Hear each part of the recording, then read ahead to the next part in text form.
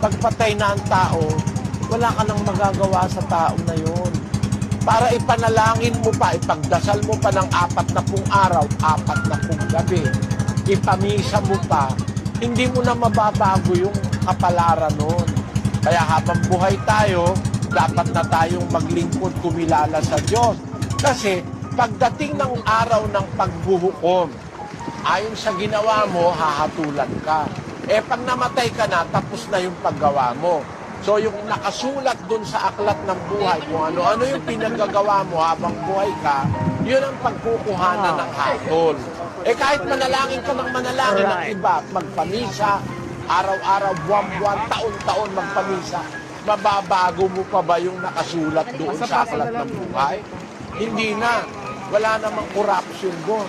Wala naman doong lagayan. Hindi ka pwedeng maglagay para, isingit mo naman ito dyan.